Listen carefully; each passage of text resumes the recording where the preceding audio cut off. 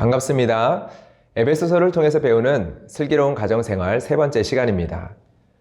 첫 번째 강의 시간에 슬기로운 가정생활에 대한 대원칙을 이렇게 여러분들에게 말씀을 드렸습니다. 결혼의 목적은 그리스도와 교회의 관계를 보여주는 것임을 기억하라. 그리고 이 목적을 위해 두 가지의 징검다리를 제시하였습니다. 첫 번째 징검다리입니다. 결혼의 목표는 거룩임을 기억하라. 그리고 두 번째 징검다리입니다. 결혼의 목표는 그리스도의 용납하심을 드러내는 것이다. 한 주 동안 용납하심이라는 주제가 여러분들에게 어떻게 다가왔을지 궁금합니다. 한 주 동안 생각해 볼 질문을 드렸었는데요. 그 중에 하나는 관계 가운데 상대를 변화시키려는 목표에 몰두해 있는 것이 있지 않은지 찾아보는 것이었습니다. 변화되길 바라는 마음, 이 마음이 누군가에게는 이기심일 수 있습니다. 그래서 이 질문을 통해 나의 이기적인 사랑을 발견하게 되신 분도 있었습니다. 상대를 변화시키려는 기준이 내 안에 있다라는 것을 발견을 한 것이죠. 한 사람에게는 민감한 문제가 한 사람에게는 민감하지 않은 문제일 수 있습니다. 나의 상식에는 틀린 것인데 상대의 상식에는 별 문제가 되지 않는 그런 일도 있죠. 다투는 이유 중 많은 경우는 이렇게 서로의 기준이 다르기 때문인 경우가 있습니다. 한 사람은 정리가 필요하다고 이야기합니다. 그런데 한 사람은 이 정도면 괜찮다라고 이야기를 합니다. 여러분, 이럴 때 어떻게 해야 하나요? 서로 나의 기준에 상대가 맞춰주길 바라게 됩니다. 어떠한 기준은 나에게는 상식이고 당연한 것이기에 상대가 맞춰야만 한다고 단호하게 생각을 하기도 합니다. 그럴 때 대화는 평행선을 달릴 수밖에 없습니다. 이렇게 평행선을 달리는 대화가 어떻게 만날 수 있을까요? 한 사람이라도 상대를 변화시키려는 목적을 내려놓고 상대의 기준에 동의하면 됩니다. 아니면 두 사람이 모두 자신의 기준을 내려놓고 우리 가정의 기준을 새롭게 세워가면 됩니다. 그러기 위해서는 내 안에 있는 이기심을 발견하고 그 이기심을 포기하는 과정이 필요합니다. 그러나 누군가에게 용납함은 너무나 힘든 주제일 수 있습니다. 여러분, 상대를 변화시키려는 목표가 마지막 생명줄인 사람이 있을 수 있다라는 것이죠. 마지막 생명줄이라는 것은 그래도 변화할 수 있을 것이라는 희망으로 겨우 붙들고 있는 관계가 있을 수 있다라는 것입니다. 이러한 기대조차 없다면 관계를 놓아버릴 수밖에 없는 사람이 있을 수 있습니다. 저희 마음에 가장 와닿았던 소감의 글이 있어서 함께 나누고자 합니다. 용납하다. 마음에 가시가 되는 말이네요. 하지만 나의 죄를 용납하신 하나님을 생각하며 묵상하는 한 주가 되기를 소망합니다. 용납함을 생각할 때 마음에 가시가 되었다라는 말이 그분의 삶 속에서 어떠한 의미일지 제가 감히 다 알 수는 없을 것입니다. 그러나 일정 부분은 이해할 수 있습니다. 여러분들도 이 말의 의미가 이해되는 부분이 분명히 있을 거라 생각이 됩니다. 여러분, 용납함이라는 주제 앞에서 이러한 생각이 들지 않으셨습니까? 내가 이것까지 용납을 해야 하나? 내가 언제까지 용납을 해야 하지? 내가 그럼 어디까지 용납을 해야 한다라는 건가? 나만 용납해주면, 그러면 뭐가 달라지는 게 있을까? 내가 용납한다고 바뀌는 것이 하나도 없는데, 지금까지 이미 용납하고 다 포기하고 살았는데, 여기서 뭘 더 어떻게 해야 하는 것이지? 이건 분명 옳지 못한 건데, 틀린 건데, 이런 것들까지도 내가 용납을 해야 하는 건가? 여러분들은 어떠셨습니까? 이러한 질문들이 여러분 드셨나요? 이러한 질문을 하신 분이 계시다면 정말 용납함이 뭔지 더 모르겠다라는 생각의 결론으로 도달하신 분도 있을 것입니다. 여러분, 용납함은 무엇일까요? 아니, 내가 한 명의 존재를 그대로 용납한다라는 것이 정말 가능한 것일까요? 용납이 아니라 포기는 가능합니다. 용납이 아니라 방치는 가능합니다. 그러나 여러분, 포기나 방치가 용납은 아니죠. 다시 한번 슬기로운 가정생활 두 번째 원리를 말씀드리겠습니다. 결혼의 목표는 그리스도의 용납하심을 드러내는 것이다. 여러분, 핵심을 놓치지 마셔야 합니다. 그리스도의 용납하심을 드러내는 것입니다. 아둥바둥 용납해 보려는 여러분의 발버둥을 드러내는 것이 목표가 아닙니다. 목표가 무엇이라고요? 그리스도의 용납하심을 드러내는 것입니다. 그리스도의 용납하심이라는 그 아름다움을 드러내는 것이지, 이 악물고 있는 여러분의 모습을 드러내는 것이 아닙니다.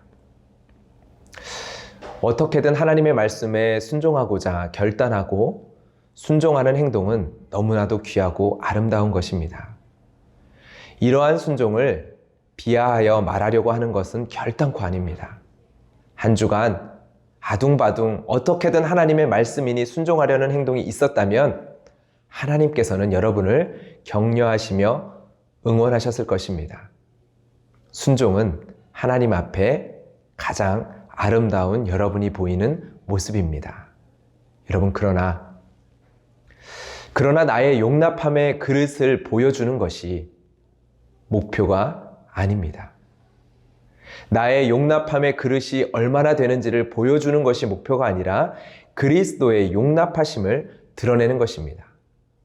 에베소서 4장 1절과 3절의 말씀을, 1절부터 3절까지의 말씀을 제가 읽어보겠습니다. 그러므로 주 안에서 갇힌 내가 너희를 권하노니 너희가 부르심을 받은 일에 합당하게 행하여 모든 겸손과 온유로 하고 오래 참음으로 사랑 가운데서 서로 용납하고 평안에 매는 줄로 성령이 하나 되게 하신 것을 힘써 지키라. 사랑 가운데서 서로 용납하고 힘써 지켜야 할 것들에 대해서 에베소서 4장과 5장의 내용을 가지고 강의 후반에 가서 나누게 되어질 것입니다. 그런데 에베소서 4장에 가기 전에 우리는 에베소서 1장과 2장과 3장의 말씀에 먼저 머물러야 합니다. 사랑 가운데서 서로 용납하고 힘써 지키러 가기 전에 먼저 성령이 하나 되게 하신 것에 머물러야 한다는 것입니다. 에베소서 1장과 2장과 3장에서 말하는 성령이 하나 되게 하신 것, 이루어진 일이 먼저입니다. 여러분, 에베소서 1장과 2장과 3장을 건너뛰고 속히 4장으로 가게 되면 어떻게 될까요? 용납함에 대해서 순종하고자 한 여러분의 마음속에 정죄함이나 무거운 짐이 없으셨나요? 예수님께서 여러분을 용납해 주셨는데 너는 그것도 용납하지 못하니? 예수님께서는 너를 어떻게 용납해 주셨는데 너는 고작 그것도 용납할 수 없다라고 말을 하니? 너는 그것밖에 용납을 못하는 거야? 너는 거기까지밖에 용납하지 못하는 거야? 여러분, 이런 마음의 소리를 들으신 분 계신가요? 그렇다면 에베소서 1장과 2장과 3장의 말씀에 더 오랫동안 머물러 있어야 합니다. 다시 한번 말씀을 드립니다. 결혼의 목표는 여러분의 용납함의 크기를 드러내고 자랑하는 것이 아닙니다.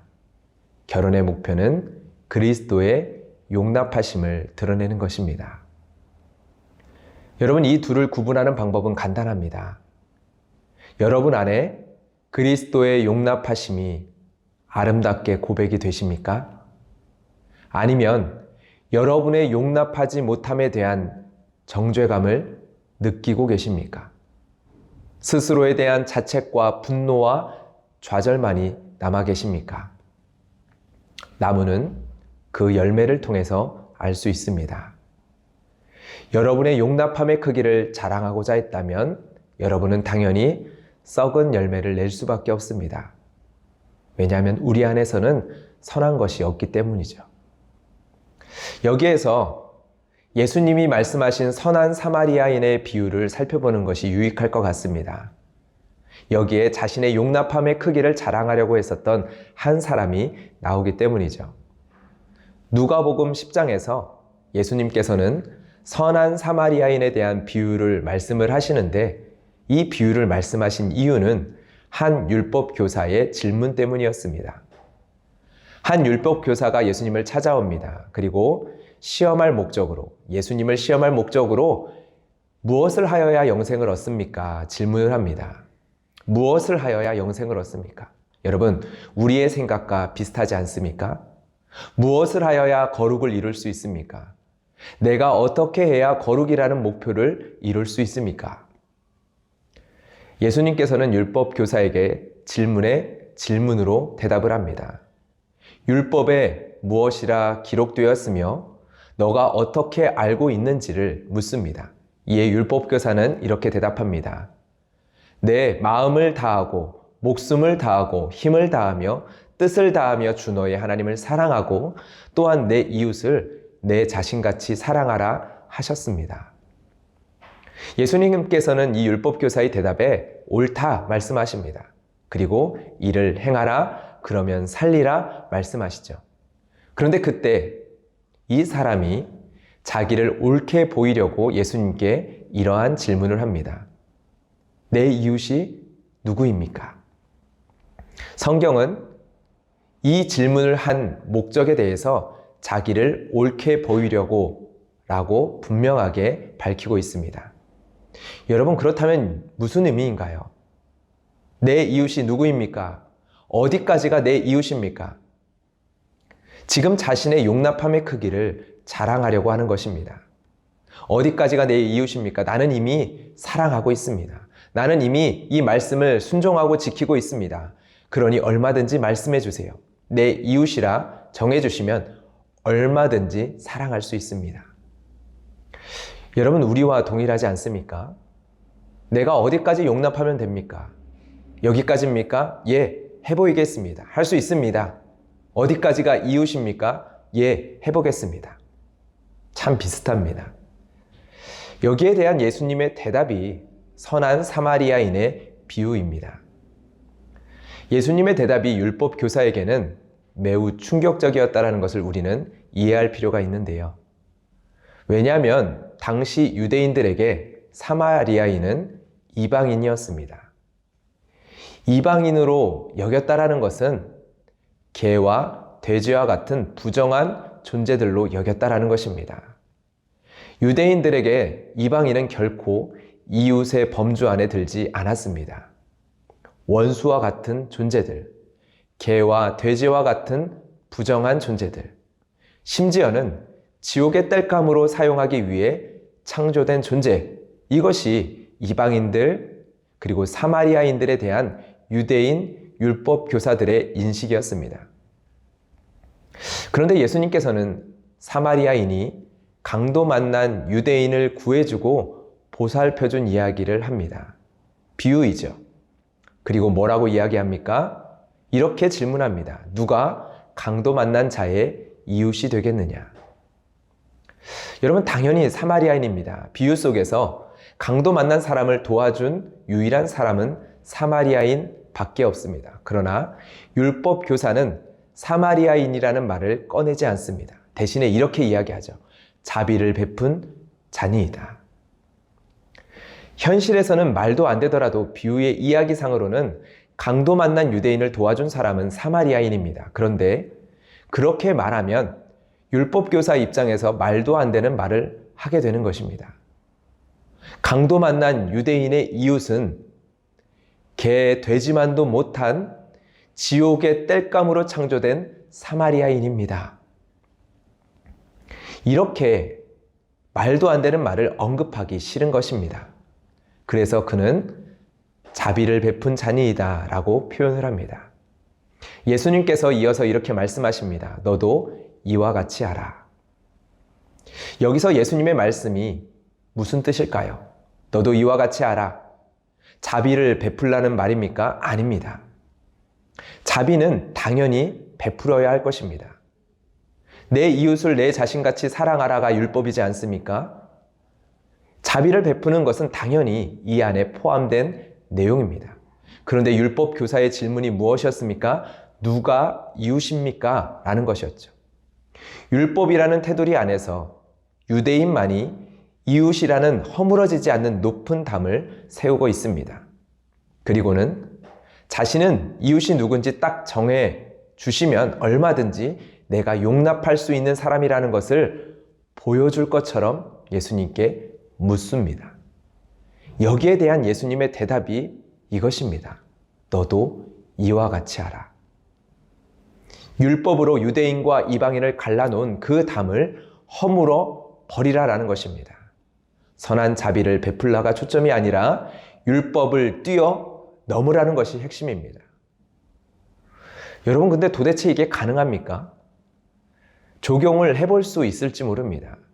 지옥의 땔감처럼 여기던 이방인들을 친구처럼 가까이 대할 수 있을지 모릅니다. 그런데 사마리아인을 내 자신같이 사랑하라. 사마리아인을 유대인처럼 생각하라. 여러분, 이방인을 유대인인 자신처럼 여기라. 이게 유대인에게 가능한 명령입니까? 에베소서 2장은 그리스도의 용납하심에 대해서 너무나도 아름답게 보여줍니다. 예수님의 용납하심이 무엇인지, 그리고 그 용납하심의 목적이 무엇인지까지 우리에게 너무나도 아름다운 문장으로 보여줍니다. 앞서 설명드린 사마리아인의 비유에 대한 설명을 기억하시면서 한번 말씀을 들어보시면 좋겠습니다. 13절부터입니다. 이제는 전에 멀리 있던 너희가 그리스도 예수 안에서 그리스도의 피로 가까워졌느니라.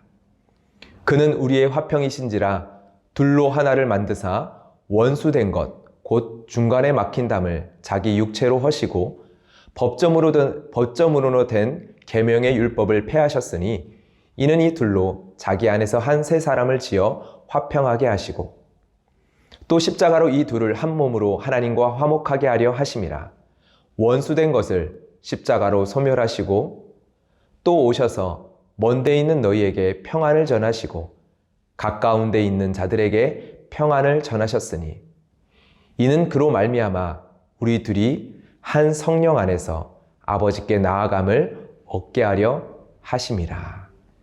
아멘. 예수님입니다.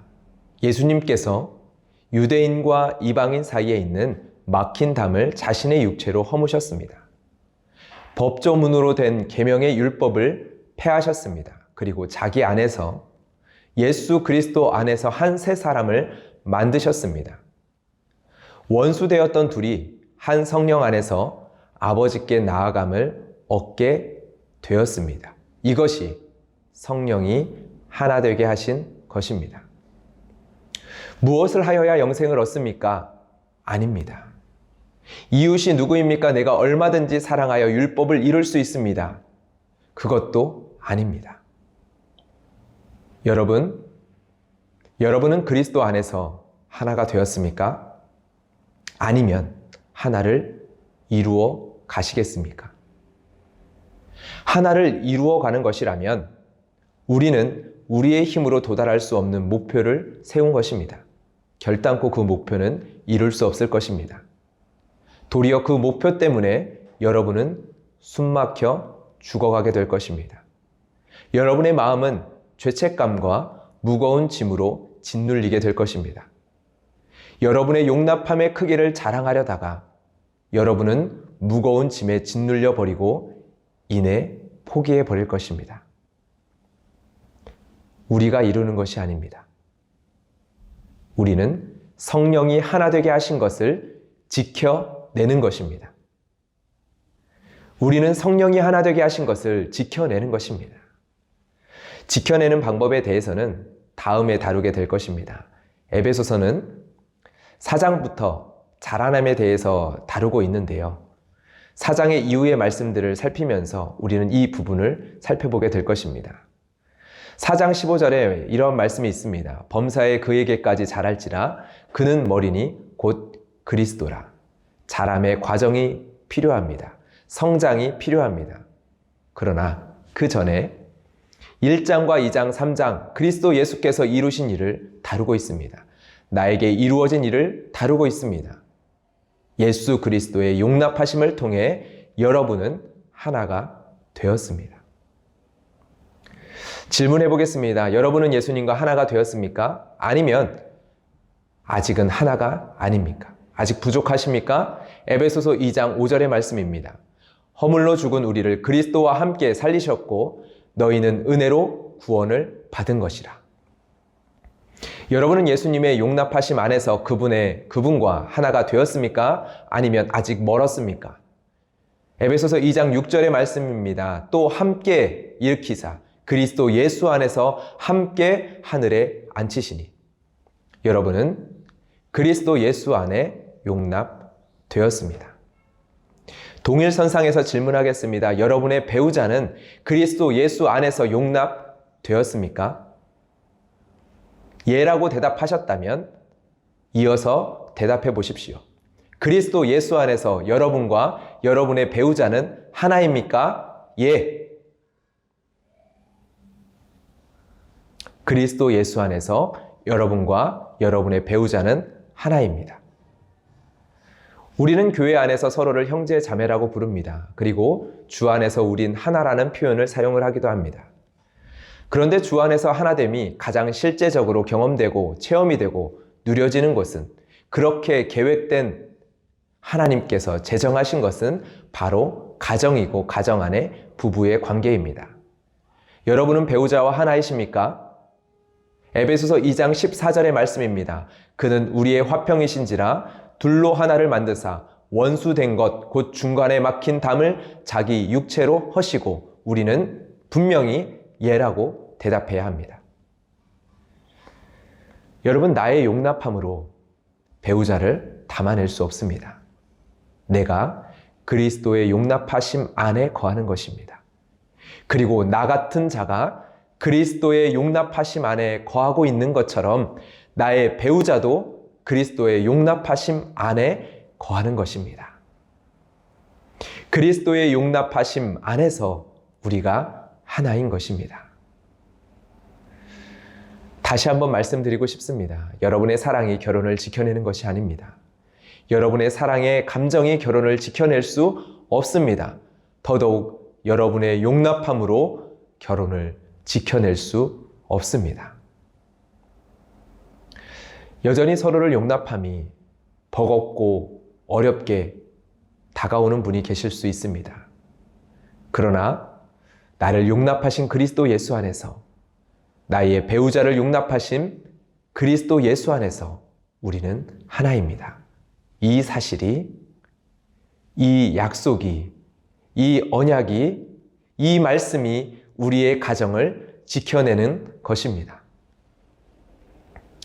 때때로 서로 용납할 수 없으므로 헤어짐에 대해서 생각하기도 합니다.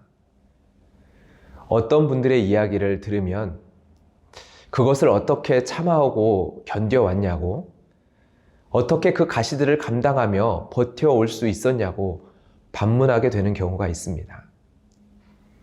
인간적인 마음으로는 헤어지라고 말을 하고 싶을 때가 있습니다.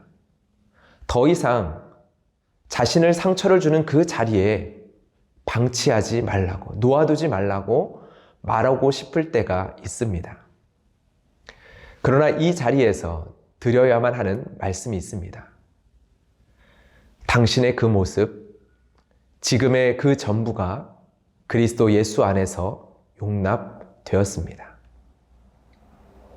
그리고 당신의 배우자의 전부도 그리스도 예수 안에서 용납되었습니다.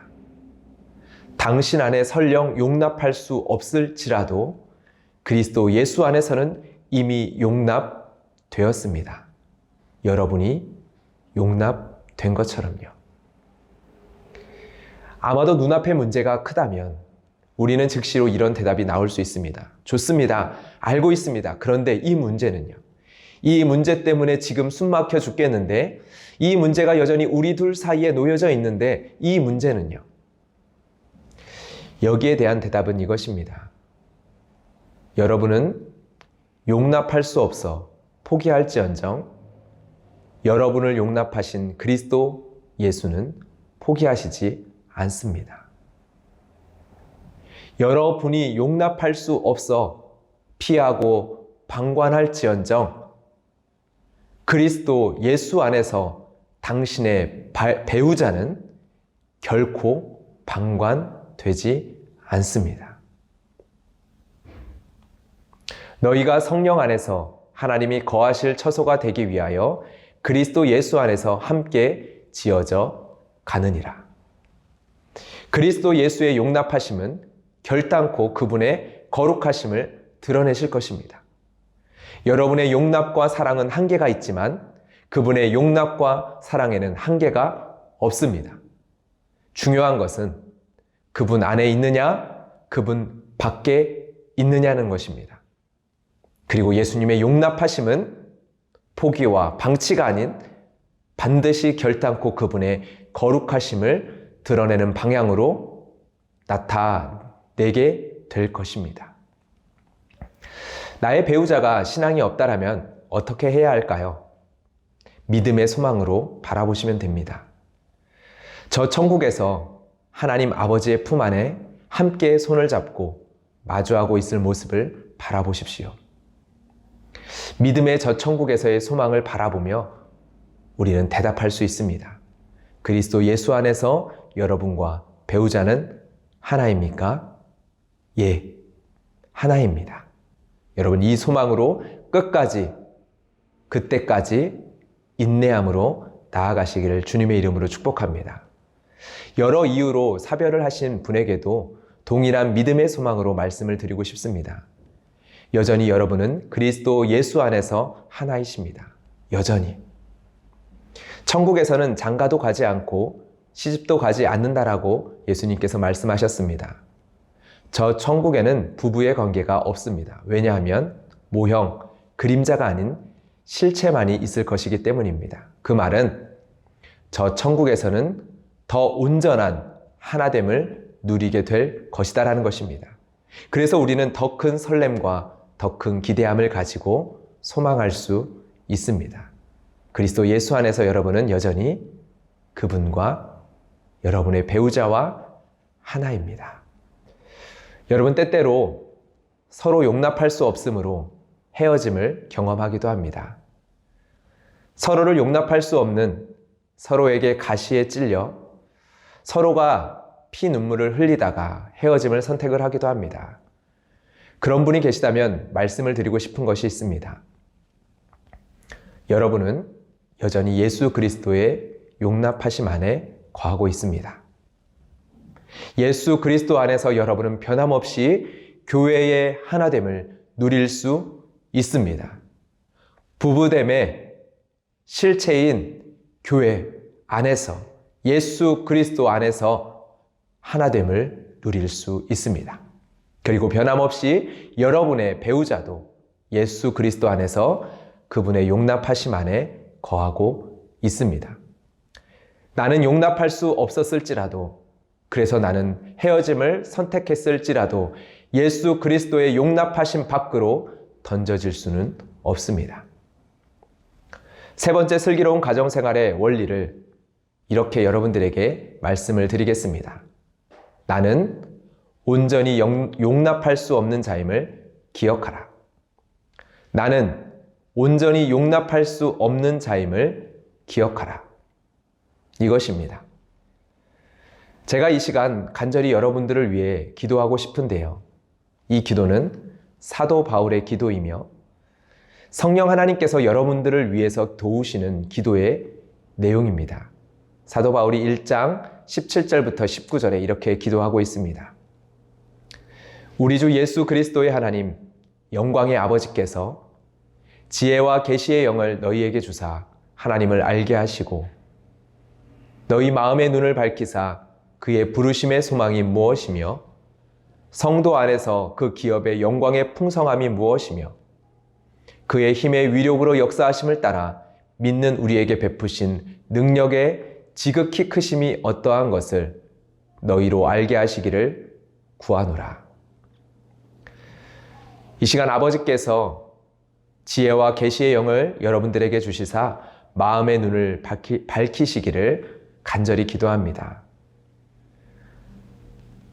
자신을 절망하게 될 때 그곳에서 그의 부르심의 소망이 무엇인지 알게 될 것입니다. 자신에 대해서 무너지게 된 그 자리에 성도 안에서 그 기업의 영광의 풍성함이 무엇인지를 알게 하실 것입니다. 자신에게 있는 소망이 모두 사라진 그 자리에서 우리에게 베푸신 능력의 지극히 크심이 어떠한 것을 알게 하실 것입니다. 그의 능력이 그리스도 안에서 역사하사 죽은 자들 가운데서 다시 살리시고 하늘에서 자기의 오른편에 앉히사. 방법을 찾느라 지쳐있는 여러분의 마음을 잠시 이 시간 내려놓고 여러분의 마음에서, 여러분의 감정에서, 여러분의 몸에서 힘을 빼고 에베소서 1장과 2장과 3장의 말씀에 깊이 머무는 한 주가 되셨으면 좋겠습니다. 마지막으로 에베소서 3장 17절부터 19절의 말씀을 이러한 기대와 마음을 담아서 여러분들에게 읽어드리도록 하겠습니다. 믿음으로 말미암아 그리스도께서 너희 마음에 계시게 하시옵고 너희가 사랑 가운데서 뿌리가 박히고 터가 굳어져서 능히 모든 성도와 함께 지식에 넘치는 그리스도의 사랑을 알고 그 너비와 길이와 높이와 깊이가 어떠함을 깨달아 하나님의 모든 충만하신 것으로 너희에게 충만하게 하시기를 구하노라. 아멘. 이 이후에 5개의 강좌가 더 남아있는데요. 하나님께서 저에게 좀 더 지혜를 많이 주셔서 이후에 남은 강좌를 통해서 조금이라도 여러분 각자에게 주시는 하나님의 방법들을 찾아갈 수 있으면 좋겠습니다. 이번 한 주 동안 이 말씀들을 기억하면서 주님 안에 머무시는 여러분들이 되기를 제가 중보하며 기도하겠습니다. 다음 주에 뵙겠습니다.